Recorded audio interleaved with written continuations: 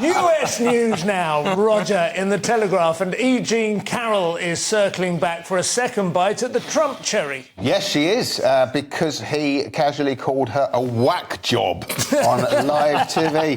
Can you not call people whack jobs on live TV anymore? As the welcome man. I thought this was America. Well, she's suing him again. She's already received $5 million based upon the balance of evidence and his apparent liability for the sexual assault, which she couldn't place within 6 months, apparently.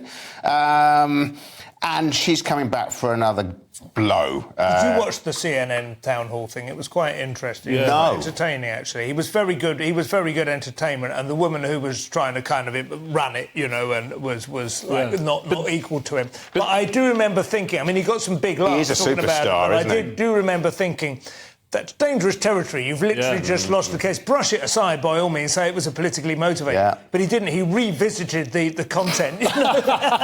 And that's why we love him. Yeah. No, that's. I mean, it does. I've got some sympathy for Trump because, I mean, for all the, you know, his character flaws or whatever that I'm sure everybody knows about, they literally changed the law to allow this case to be brought. So it was well outside the statute of limitations. And you know, obviously, it was an incredibly traumatic experience.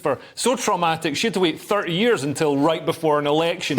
During which time she's been writing an advice column, like an emotional, like a Dear Deirdre type column in America, where you would think a certain degree of emotional intelligence and working through and confronting and getting closure on these things. Whilst he is clearly a reprehensible human being, all these pending cases are clearly vexatious. I mean, there's a reasonable conspiracy assumption, isn't there, that the Democrats are funding this, promoting these actions in order to give him more prominence, which fires up his base, but it makes a more credible Republican candidate coming forward less possible. Very good point. And what's interesting, of course, in America is what we think he does bring out his base, but he also brings out the Democrat base. He brings out people who hate him. But what's incredible is the media is completely ignoring, apart from the New York Post and a couple of other outlets, completely ignoring the corruption evidence that's come out of the House Oversight Committee against the Biden family. So over $10 million that they've got evidence for being transferred to shell companies owned by various Biden family members that do nothing except receive money for, you know, basically, you know, bribes or